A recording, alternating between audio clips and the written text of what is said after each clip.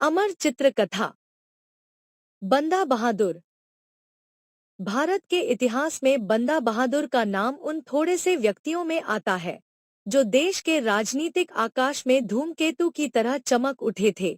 सिख राज्य की स्थापना की नींव उसने डाली थी। बंदा बहादुर राजपूत था और जम्मू में जन्मा था और संसार को त्याग कर वैरागी हो गया था। गोदावरी के किनारे एक गुफा में वह जब एकांतवास कर रहा था, तब सिखों के अंतिम गुरु गोबिंद सिंह ने उसे मुगलों के अत्याचार के विरुद्ध विद्रोह करने को कहा। बंदा बहादुर सन 1708 में गोदावरी के किनारे एक गुफा में माधो दास नामक बैरागी रहता था। उसके बारे में लोग केवल इतना जानते थे कि वह जम्मू का रहने वाला और जाति से राजपूत था। उसका नाम लक्ष्मण था और वैराग्य लेने पर उसने नाम बदल लिया था। एक दिन एक अजनबी उस ओर आया और एक व्यक्ति से पूछा, क्या रोगियों का उपचार करने वाले बैरागी बाबा का स्थान तुम्हें मालूम है? मेरा बच्चा बहुत बीमार है। वह व्यक्ति बोला, तुम्हारा मतलब माधो दास बैरागी से है? हाँ, वे उस गुफा में रहते हैं। वहां पहुंचने पर बैरागी बाबा ने कहा, घबराओ नहीं, तुम्हारा बच्चा ठीक हो जाएगा और बुढ़ापे में तुम्हारी खूब सेवा करेगा। बैरागी के पास आते ही बच्चे में मानो नई जान पड़ गई। योग के द्वारा माधो दास बैरागी ने अलौकिक सिद्धि प्राप्त कर ली थी। एक औरत आकर बोली, बाबा जी, मेरे पति को बचाओ। बाबा के हाथ रखते ही बीमार ठीक हो गया। इसी तरह एक औरत आकर बोली, बाबा, मेरे ब्याह को 7 बरस हो गए पर अब तक मेरी गोद नहीं भरी। बाबा ने कहा, जा, चिंता मत कर, भगवान शीघ्र ही तेरी मनोकामना पूरी करेंगे। गांव वाले आकर बोले, बाबा, पानी नहीं पड़ा, हमारी खेती सूख रही है, अकाल पड़ जाएगा। माधो दास ने ऐसी अद्भुत सिद्धि पाई थी कि प्रकृति को भी वश में कर लिया था। बाबा ने कहा, चिंता मत करो प्यारे किसानों, जल्दी ही बरसात होगी। और बरसात हो गई। खेत फिर से लहलहा उठे और किसानों की खुशी का ठिकाना नहीं रहा। गांव वाले कहने लगे, बाबा जी की जय, बाबा जी की जय, बाबा जी की जय। एक दिन माधो दास ध्यान में बैठा था कि कोई उसकी गुफा में चला आया। बैरागी को क्रोध आ गया। वह बोला, मेरा ध्यान भंग करने का साहस तुम्हें कैसे हुआ? तुम कौन हो? माधो दास का क्रोध ठंडा होने तक वह चुप रहा। बाद में बोला, मैं जो हूँ वह हूँ और तुम जानते हो मैं कौन हूँ। तब माधो दास को सहसा भान हुआ कि आगंतुकम और कोई नहीं, खालसा के गुरु गोबिंद सिंह थे। माधो दास बोला, मुझे क्षमा कीजिए गुरु जी, मैं तो आपका दास हूँ। गोबिंद सिंह ने कहा, उठो माधो दास बैरागी, मैं चाहता हूँ कि मेरे मरने के बाद तुम खालसा का नेतृत्व करो। माधो दास बोला, मैं इस योग्य कहा, फिर मैं तो बैरागी हूँ, मुझे तो अपना बंदा ही बनाए रखिए।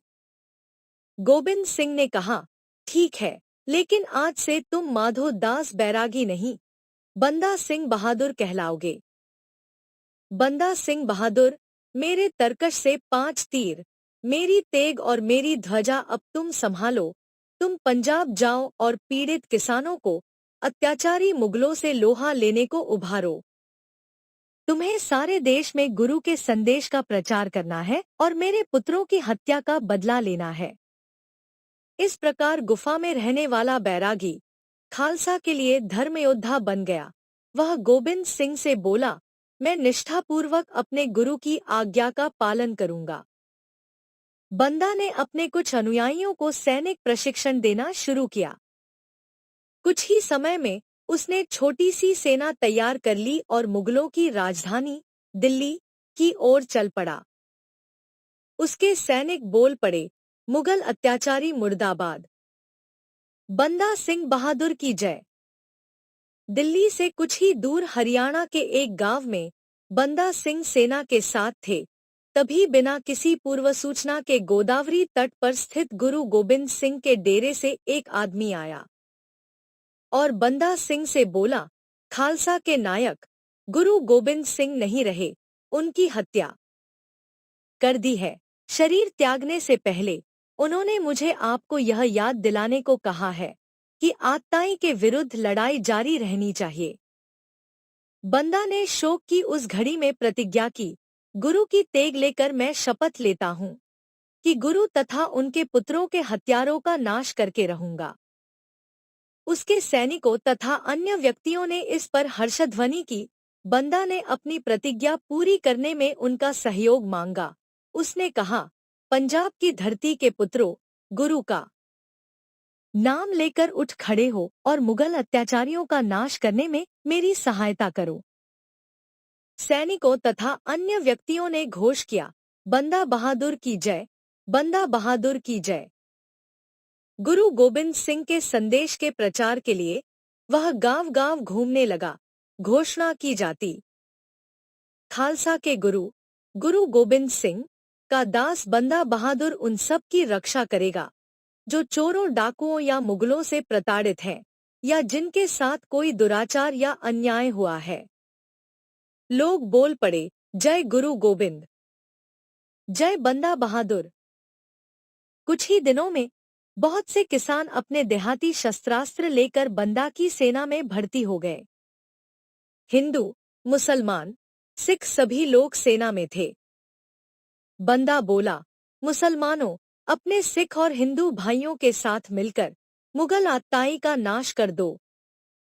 यात्रा के दौरान वह अपनी अलौकिक शक्ति का प्रदर्शन भी करता जाता था। लोग कहते, बैरागी के स्पर्श मात्र से मेरे सारे घाव भर गए।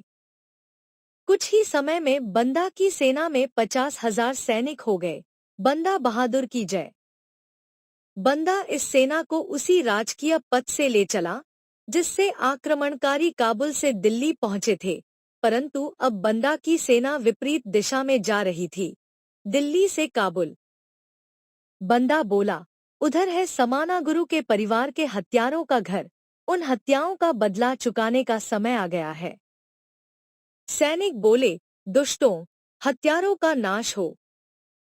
बंदा गुरु गोबिंद सिंह की दी हुई तेग खींचकर समाना पर चढ़ दौड़ा। समाना के मुगलों ने बंदा की सेना पर तोप से गोले बरसाए, फिर भी कुछ सैनिक दीवार फांद गए। नगर के अंदर घमासान युद्ध करते हुए वे फाटक तक पहुंच गए और उसे खोल दिया। बंदा बहादुर के पीछे उसकी घुड़सवार सेना नगर में घुस गई। समाना का पतन हुआ और गुरु के परिवार के हत्यारे बंदी कर लिए गए। बंदा ने अपने सैनिकों से कहा, इन हत्यारों का फैसला तुम लोगों के हाथ में है। सैनिक बोले, इन्हें मौत के घाट उतार दिया जाए और उन्हें मृत्युदंड दिया गया। बंदा ने अपने सैनिकों से कहा, पूरा समाना नगर दोषी है, इस नगर के साथ क्या सलूक किया जाए? सैनिक बोले, इसे जला दो, इसे नष्ट कर दो। आता बंदा ने हुक्म दिया, जाओ साथियों, खालसा का नाम लेकर अपना कर्तव्य पूरा करो। समाना शहर मिट्टी में मिला दिया गया। काम पूरा होने के बाद बंदा ने अपने आदमियों से कहा, अब सरहिंद चलो। खालसा सैनिकों, जानते हो गुरु गोबिंद सिंह के दूसरे 2 लड़कों को किसने मारा और हमारे गुरु की हत्या का हुक्म किसने दिया? सैनिक बोले, अच्छी तरह जानते हैं, सरहिंद के सूबेदार वजीर खां ने। इसमें विलंब नहीं करेंगे। बंदा की सेना सतलज के पार उतर गई। उस पार वजीर खां की अफगान सेना तैयार थी, उसमें पठान और मुगल भी थे। बंदा की सेना युद्ध के लिए मोर्चाबंदी करने लगी। बंदा उनका हौसला बढ़ा रहा था। वह सैनिक से बोला, हमारा सामना भारत की सबसे शक्तिशाली सेना से है, परंतु मुझे तुम पर विश्वास है, अपनी जान लड़ा दो। वाह गुरु की फतह। 24 मई 1710 को सरहिंद की घमासान लड़ाई हुई। मैदान बंदा के हाथ रहा। मुगल सेना के पांव उखड़ गए। बंदा के जोशीले सैनिकों ने मुगलों को चुन चुन कर मारा। मुगल इतिहासकार ने लिखा, वजीर खां का कोई भी सैनिक जान और तन के कपड़ों से अधिक कुछ नहीं बचा पाया। घुड़सवार और पैदल सैनिक सभी काफिर की तलवार के घाट उतरे। सरहिंद का हाल समाना से भी बुरा हुआ। बंदा सैनिकों से बोला, इस उजाड़ नगर का क्या किया जाए? सैनिकों ने कहा, इसकी एक ईंट भी साबित नहीं रहनी चाहिए। सरहिंद को पूर्णतया नष्ट कर दिया गया। न कोई महल बचा, न मकान, न मस्जिद। यह सब हो जाने के बाद बंदा ने मन ही मन सोचा, मुगल बादशाह जरूर कठोर कार्रवाई करेगा। बुद्धिमानी इसी में है कि हम पहाड़ियों में चले जाएं। बंदा अपनी सेना को मुखलिसगढ़ ले गया, जहां वे किला बनाने में लग गए। किला बनने के बाद उन्होंने बंदा का राज्याभिषेक किया। बंदा बहादुर की जय। बंदा बहादुर की जय। बंदा ने खालसा राज्य के नाम का सिक्का चलाया, जिस पर गुरु के 3 प्रतीक अंकित थे, देग, तेग और फतह। देग गुरु के भंडारे की, जहां से सबको मुफ्त भोजन मिलता था। तेग आताइयों की नाशक और फतह यानी विजय। परंतु इससे बंदा के आदमियों में मतभेद हो गया। एक बोला, सिक्के ढालना गुरु की आज्ञा के विरुद्ध है। दूसरे ने कहा, बंदा हमी में से है, उसे राजा क्यों बनाया? इस तरह उनमें फूट पड़ गई। जो लोग बंदा के साथ रहे वे बंदाई खालसा कहलाए, जो उसे छोड़ गए वे तत् खालसा कहलाए। उधर दिल्ली में मुगल बादशाह बहादुर शाह समाना और सरहिंद का हाल सुनकर बौखला उठा और बोला, हम बंदा और सिखों के खिलाफ जिहाद करेंगे। उसके दरबारी कहने लगे, बंदा को खत्म कर देंगे। बादशाह सलामत जिंदाबाद। बहादुर शाह ने अपने सबसे निपुण सेनापति फिरोज खां को बंदा के खिलाफ मुहिम की बागडोर सौंपी और कहा, उस कमीने को पकड़ लेना, जिंदा चाहे मुर्दा, खुदा तुम्हारा निगहबान है। फिरोज खां ने मुखलिसगढ़ पहुंचकर किले को घेर लिया। उसने हुक्म दिया, कोई किले से बाहर न आने पाए, वे या तो भूखों मरेंगे या हथियार डालेंगे। मुखलिसगढ़ किले के अंदर बंदा का सहयोगी बंदा से बोला, हमारे सैनिकों को कई दिनों से भोजन नहीं मिला है, वे निढाल हो रहे हैं। बंदा ने कहा, चाहे जो हाल हो, हम हथियार नहीं डालेंगे। तब गुलाब सिंह नामक एक अधिकारी को एक उपाय सूझा। वह बोला, मुझे भगवान ने आपसे मिलती जुलती शक्ल दी है, आपके लिए प्राण उत्सर्ग करूं, यह मान मुझे दीजिए। बंदा ने कहा, लेकिन कैसे? मैं समझा नहीं। मैं आपका कवच धारण करके किले के मुख्य द्वार की बुर्जी से मुगलों को ललकारूंगा। वे निश्चय ही मेरी ओर दौड़ पड़ेंगे और पिछला द्वारा निर्विघ्न रह जाएगा। आप उससे निकल जाइएगा। सभी ने इस प्रस्ताव की सराहना की। प्रस्ताव बहुत उत्तम है। कितना विशाल हृदय पाया है। गुरु तुम पर कृपा करेंगे। दोनों ने आपस में कपड़े बदल लिए। बंदा के भेष में गुलाब सिंह किले की दीवार पर जा खड़ा हुआ और ललकारा, आओ मुगलों, तुम्हें वह मजा चखाएंगे कि लड़ने का नाम भूल जाओगे। सामने का फाटक खोल दिया गया। जो सोचा था वही हुआ। मुगल पिछले द्वार पर सैनिक रखना भूल गए और भाग पड़े। तभी बंदा किले से बाहर निकल गया। मुखलिसगढ़ मुगलों के हाथ आ गया और उनसे जितने हुए उतने सिख उन्होंने मार डाले। फिरोज खां बोला, बंदा कहाँ है, उसे जिंदा गिरफ्तार करो। सैनिक बोले, वह उधर है। कुछ मुगल सैनिकों ने पत्थर पर बैठे हुए एक व्यक्ति को घेर लिया और बोले, यही है, पकड़ लो दढ़ियल कुत्ते को। सेनापति गुलाब सिंह ने आत्मसमर्पण कर दिया और फिरोज खां से बोला, तुम जिसे पकड़ने आए हो वह तो निकल गया, मैं तो उसका तुच्छ सेवक हूँ। गुलाब सिंह। फिरोज खां बोला, इसे जंजीरों से बांध दो, बादशाह सलामत के सामने पेश करेंगे। गुलाब सिंह को जंजीरों में जकड़कर बादशाह के सामने हाजिर किया गया। फिरोज खां बोला, बहुत अफसोस है, जहां पनाह बाज निकल गया, यह उल्लू पकड़ में आया।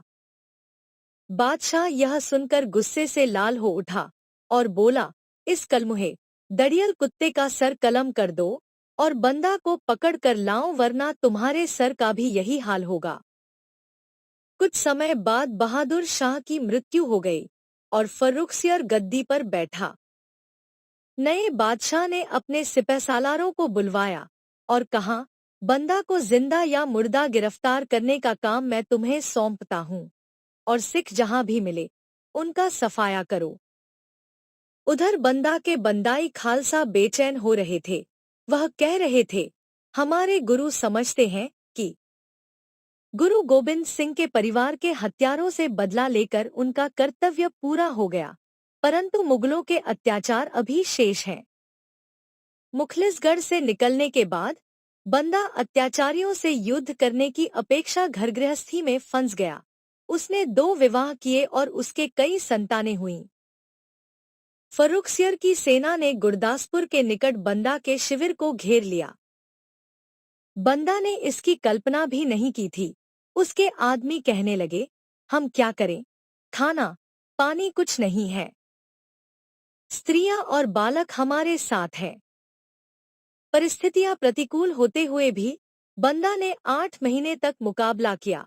उन लोगों को जीने के लिए बैल का मांस खाने की नौबत आ गई। सैनिकों ने कहा, मर जाऊंगा पर गोमांस नहीं खाऊंगा। बंदा बोला, हम न भी खाए पर हमारे बच्चे क्या करें, मैं अपने बच्चों को मरने नहीं दूंगा। अंत में मुगलों ने फिर अपनी पुरानी चाल का सहारा लिया। उन्होंने बंदा के पास दूत भेजा। दूत बंदा से बोला, आप हथियार डाल दे तो बादशाह सलामत का कौल है कि आपकी और आपके साथियों की जानें बख्श दी जाएंगी। बंदा आत्मसमर्पण करने तैयार न था। उसके कुछ साथियों ने कहा, हम आपके साथ हैं, लड़ते हुए मरना भी हमारे लिए गौरव की बात होगी। कुछ साथी बोले, हम नहीं लड़ सकेंगे, भूखे रहकर दुर्बल पड़ गए हैं, हमें हथियार डाल देने चाहिए। बंदा इन आपसी मतभेदों से तंग आ चुका था। उसने बहुमत को स्वीकार किया और बोला, हम इसी शर्त पर हथियार डालने को तैयार हैं कि हमें जीवनदान दिया जाएगा। दूत बंदा से बोला, मैं कुरान शरीफ की कसम खाता हूँ कि आपकी जानें सलामत रहेंगी। परंतु मुगलों का इरादा इस वचन को पालन करने का बिल्कुल नहीं था। उसी जगह बंदा के लगभग 200 साथियों के सर काटे गए। बंदा को दिल्ली ले जाने के लिए लोहे के पिंजरे में बंद कर दिया गया। पिंजरे को हाथी पर रखा गया। पीछे पीछे उसके 700 साथी थे जो परस्पर जंजीरों से बंधे थे। दिल्ली में बंदा और उसके साथियों को सड़कों पर घुमाया गया और लोगों ने उनकी खूब खिल्ली उड़ाई। लोग कह रहे थे, अरे बंदा अपनी अलौकिक शक्ति से अपने को आजाद क्यों नहीं कर लेता। 3 महीनों तक प्रतिदिन बंदा और उसके साथियों को तरह तरह की पीड़ाएं दी गईं। अंत में उनको कत्ल के लिए महरौली ले जाया गया। बंदा के 4 वर्ष के पुत्र को पिता के सामने लाया गया और बंदा से कहा गया, अगर तुम अपना ईमान छोड़ दो तो तुम्हारे बेटे की जान दी जाएगी। परंतु बंदा ने थोड़ा सा मुस्करा कर पुत्र को आशीर्वाद दिया, पुत्र वीर सिख की तरह गुरु की शरण जाओ। बंदा के पुत्र को तथा उसके 600 साथियों को कत्ल कर दिया गया। रविवार 19 जून 1716 को बंदा की बारी आई और बंदा से कहा गया, तुम्हें आखिरी मौका दिया जाता है, अपना ईमान गुरु से हटा लो तो तुम्हारी जान बख्श देंगे। बंदा ने कहा, हरगिज नहीं, मैं गुरु के पद से भटक गया था, इसका दंड मुझे मिलना ही चाहिए। जल्लाद ने उसे ताना दिया, अपनी चमत्कारिक सिद्धि से अब जान बचा ले अपनी। परंतु बंदा तानेतिश ने क्या सुनता, उसका ध्यान तो गुरु में रम चुका था। वह मन ही मन कह रहा था, गुरु जी, मैं अपना कर्तव्य भूल गया था, मेरी भूलों को क्षमा कर दो, मुझे अपने चरण कमलों में शरण दो, यही मेरी याचना है। इस तरह बंदा बहादुर के जीवन का अंत हुआ, जो साधु था और सैनिक भी, राजा था और शहीद भी।